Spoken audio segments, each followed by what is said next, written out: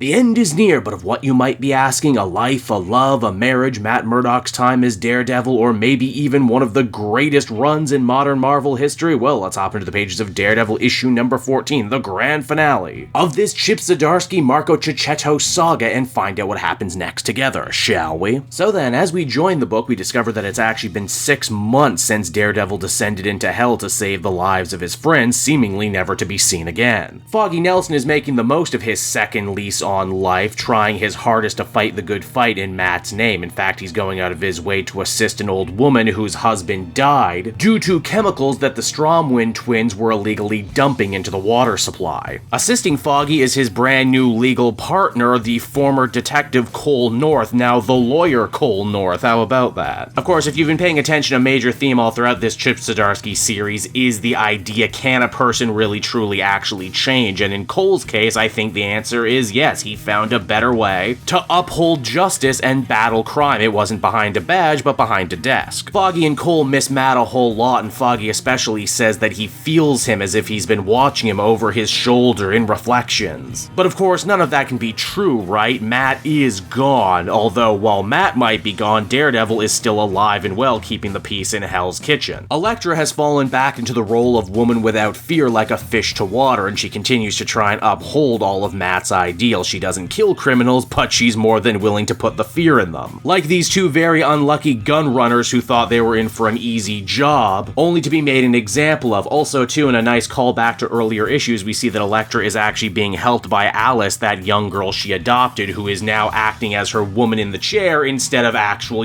field sidekick. Can you believe she was introduced in a Venom event tie-in and yet still manages to stick around and be important? Elektra decides to pay a visit to the gun runner's boss, who is ultimately revealed to be none other than Butchie, who, since we last saw him, has actually taken his father's last name, making him Butch Fisk officially. As Butch puts it, hey, it's not like his dad is using that name anymore. Then again, I guess he doesn't read the X-Men series now, does he? Butch tries to do the whole "we're not so different, you and I" thing with Elektra. After all, both our fathers were bad men, and yet look at us, look how far we've come, look how much we've overcome. You're fighting crime in your way, and I'm fighting crime in my way. Oh, sure, I was running guns, but I wasn't running them into the city, quite the opposite. I was trying to keep them out of the hands of Tombstone and Hammerhead. Oh sure, I was selling them elsewhere for a profit, but don't act like you never did anything wrong in your life, Miss Former Assassin. Oh yeah, I know, I read up on you. Elektra has this guy pretty much pegged too, saying that he can talk about all these high-minded ideals as much as he wants, but at the end of the day, he's still profiting off pain, and that makes you a villain. Elektra as Daredevil also unpops her sigh for the very first time, and you think, oh man, is she actually going to kill him? Only instead she opts to give him an ultimatum, something she never would have done in her assassin heyday. She says that Butch has a chance to do things differently than Wilson Fisk ever did, to break the cycle, to be a new man and live a new life. And that if he doesn't, he's going to be seeing a lot of Daredevil in his future. Keep this conversation in mind because it's going to be very important near the end. For that tense scene, we transition on over to Foggy Nelson, who we see has actually taken up Matt Murdock's game of chess in the park with Reed Richards of the Fantastic Four. The two men get to talking about life and love and religion and theology much in the same way Matt and Reed did. Foggy admits that it's really unfair that so many superhero types are able to cheat death so often, and yet Matt, for some reason, seems to remain dead for as long as he has. Reed admits that there's no real science to all of it, but it is true that superheroes do get to beat the Reaper more often than they don't. And while Mr. Fantastic has always been a man of science, he always thought in the back of his mind that maybe the reason so many heroes were able to come back to life was maybe on some level proving the existence of a loving, caring God. I mean, why else would so many champions get to keep coming back to do it all over again, to fight the good fight and uphold justice? It's after that we're reintroduced to that store owner lady who actually put on a Daredevil costume and fought to defend her neighborhood during the brief time that Matt was indisposed. She bravely tries to run off some drug dealers only to get herself in trouble. Luckily, Elektra is around and able to even the score for the lady. The lady talks about after that big windfall of money in Hell's Kitchen, she probably could have moved out and moved on, but she didn't want to. Quite the opposite. In fact, she bought the costume shop next door just so that it would stay running and owned by locals. And why yes, before you even have to ask, the costume shop sells exclusively and very prominently superhero costumes, including Daredevil. After all, the mask is a powerful thing. It gives you anonymity, but one must always be careful not to lose themselves in the mask, because horrible things happen when you get lost in the mask. It's after this conversation Elektra ends up catching a glimpse of a very familiar set of red hair. She follows it into the local church and is shocked to see Matt seemingly alive and working as a priest. At first I thought, oh man, did Matt pull the same trick his mom pulled by disappearing into the cloth to give himself time to deal with a lot of really complex problems, but no, here's the twist. Turns out this guy has no memory of Elektra or Daredevil or any of his life before. Heck, it's implied that his name might not even be Matt. He does seem to remember Elektra, or at the very least remembering the faint smell of jasmine that followed her everywhere and her name just being on the tip of his tongue. In a way, this almost feels like an inverse of Elektra early on in the series, where she subtly remembered that Matt Murdock was Daredevil even after everyone else's minds were tampered with. This unforeseen scenario actually ends up putting Elektra in one hell of a position. She desperately wants to go to Matt and remind him of his old life, but at the same time, it's been 6 months, and Matt's beloved Hell's Kitchen hasn't fallen to pieces without him there. If he truly is happy being a priest, then shouldn't Elektra be able to let him go? Wouldn't this be a fitting way to allow him to escape Daredevil and an endless cycle of trauma, loss, and tragedy? Well, in the end, Elektra does seem to love Matt enough to let him go. She doesn't tell him about his old life, but here's the thing though, she doesn't have to, because Matt's old life ends up coming knocking for him anyway. You see, as Father Matt walks home, he sees 2 of Tombstone's thugs beating up a guy who owes them money. The poor victim's screams end up radiating through Matt's head. His heart starts to race faster and faster, and before you know it, his old radar vision starts to activate. He holds up his cane like a billy club before descending on the alley, and the loan shark says Daredevil is born again.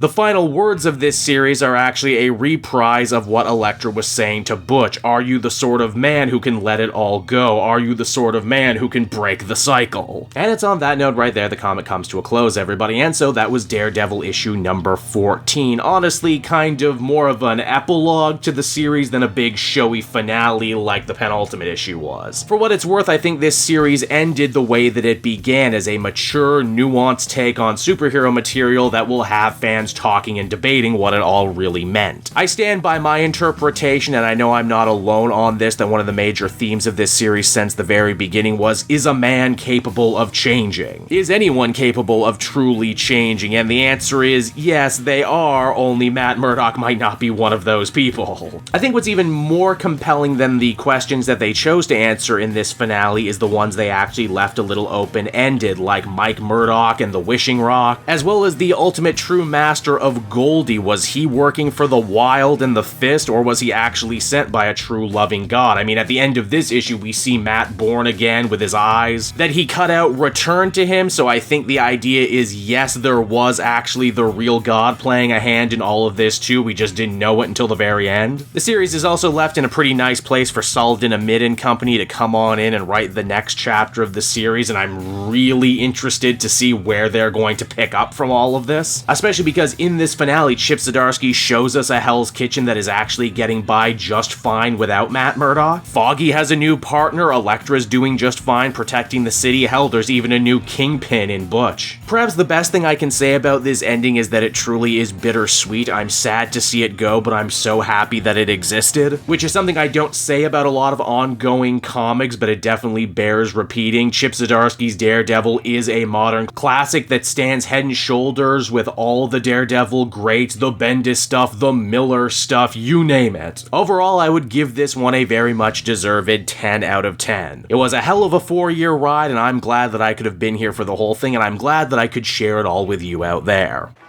Hey there everyone, it's your pal Cape Joel again, and if you're seeing my face right now, that means you watched to the end of the video, and I'll always be grateful for that. Retention helps in this crazy YouTube game, and so does becoming a patron. If you head on down to the description, you can find a link to my Patreon page. Recently just redid all the tiers, a lot of cool stuff offering up there, exclusive commentaries, exclusive polls, behind the scenes concept art for Capes and Quest, that's the brand new D&D show I've started soon. Never been a better time to become a patron. You can become a patron for as little as $1 a month and help the channel grow and, help me continue to deliver content like what you just saw. So I want to thank you all, and I will see you again next time. Bye-bye.